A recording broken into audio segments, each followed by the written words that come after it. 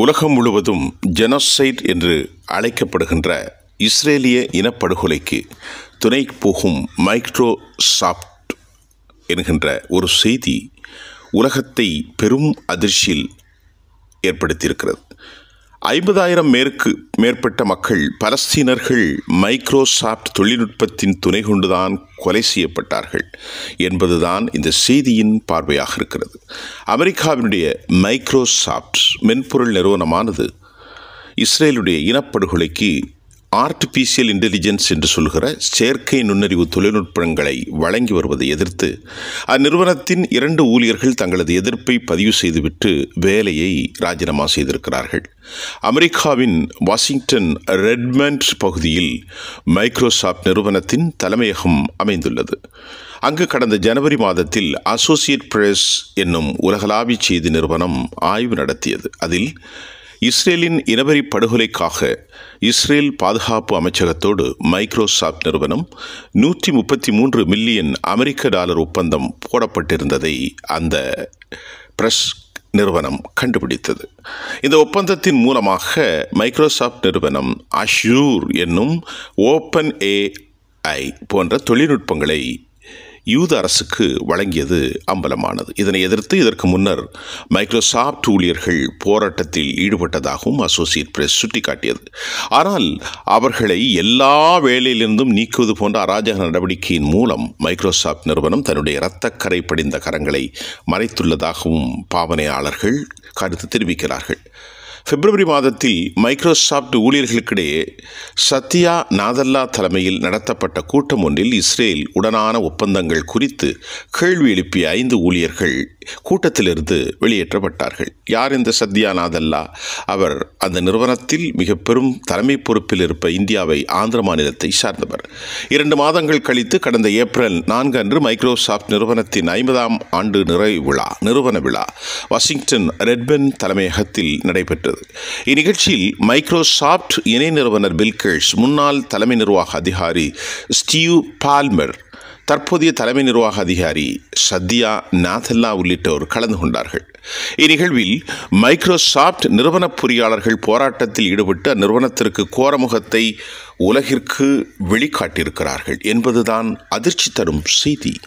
போராட்டத்தில் ஈடுபட்ட மைக்ரோசாப்ட் நிறுவனத்தின் AI நுண்பிரிவை சார்ந்த மென்பொருள் பொறியாளர் வானியா அகர்வால் காசாவில் 50,000 மேற்பட்ட பலஸ்தீன பெண்களும் குழந்தைகளும் அப்பாவிகளும் கொலை செய்யப்பட்டதற்கு மைக்ரோசாப்ட் தொழில்நுட்பத்தின் துணை கொண்டு கொல்லப்பட்டுள்ளார்கள். இந்த கொலையில் மைக்ரோசாப்டினுடைய கைகள் ஆழமாக இருக்கிறது. உங்களுக்கு எவ்வளவு தைரியம்? அவர்களின் இரத்தத்தை கண்டு குதூகலிக்கும் நீங்கள் அனைவரும் வெட்கப்பட வேண்டும் என மைக்ரோசாப்ட் நிறுவனத்தின் நிர்வாக அதிகாரிகளை பார்த்து முகமுகமாக கேள்வி எழுப்பி அந்த வீடியோ சர்வதேச அளவில் பெரும் பரபரப்பை ஏற்படுத்திய நிலையில் இனவெறி தாக்குதலை காசாவில் தடுப்பதற்கு அந்நிறுவனத்தின் ஊழியர்களுக்கு அழைப்பு விடுத்தார். பின்னர் வானியா அகர்வால் வலுக்கட்டாயமாக தள்ளப்பட்டார், அரங்கத்திலிருந்து வெளியேற்றப்பட்டார். மைக்ரோசாப்ட் நிறுவனத்தை டிஜிட்டல் ஆயுத உற்பத்தியாளர் என்று குறிப்பிட்டுள்ள வானியா அகர்வால் மைக்ரோசாப்டில் தான் ஆற்றி வந்த மென்பொருள் பொறியாளர் பணியை உடனடியாக ராஜினாமா செய்தார். ராஜினாமா கடிதத்தில் அநீதி வன்முறையில் ஈடுபடும் ஒரு நிறுவனத்தின் அங்கமாக என்னால் மனசாட்சியோடு செயல்பட முடியாது என்று அவர் குறிப்பிட்டார். ஒருவேளை நீங்கள் மைக்ரோசாப்டில் தொடர்ந்து பணியாற்ற வேண்டும் என்று விரும்பினால் உங்கள் பதவி, அதிகாரம் மற்றும் சலுகைகளை பயன்படுத்தி மைக்ரோசாப்டை அதன் சொந்த மதிப்புகள் மற்றும் நோக்கத்திற்காக பொறுப்பேற்க வைக்குமாறு நான் உங்களை வலியுறுத்துகிறேன் என்று வானியா அகர்வால் தனது சக ஊழியர்களை கேட்டுக்கொண்டுள்ளார்.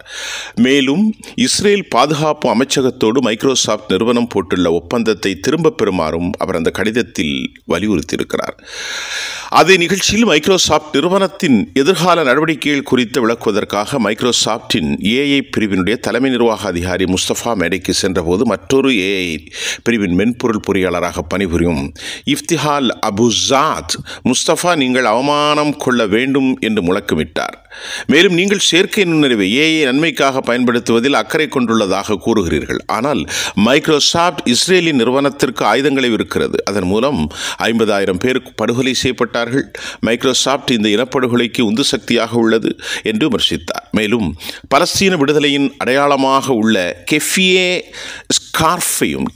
ஸ்கார்ப் மேடையில் வீசி அறிந்தார். பின்னர் அவரும் அந்நிறுவனத்திலிருந்து வலுக்கட்டாயமாக வெளியேறினார்.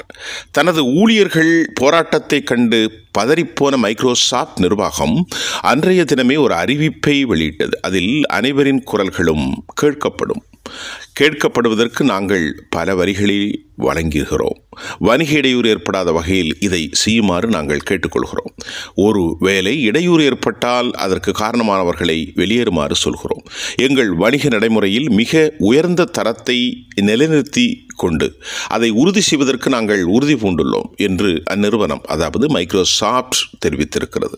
இதன் மூலம் தன்னுடைய சாவு வியாபாரம் தடைபடக்கூடாது என்று அவர்கள் தெரிவித்துள்ளதாக அந்நிறுவனத்தின் எதிர்ப்பாளர்கள் தன் எழுத்து பேச்சு வாயிலாக தெரிவித்து வருகிறார்கள். காசா மக்களின் மீது நடத்தப்படும் தாக்குதல்களுக்கு ஆதரவாக அமெரிக்கா தொடர்ந்து ஆயுதங்களை வழங்கி வருகிறது.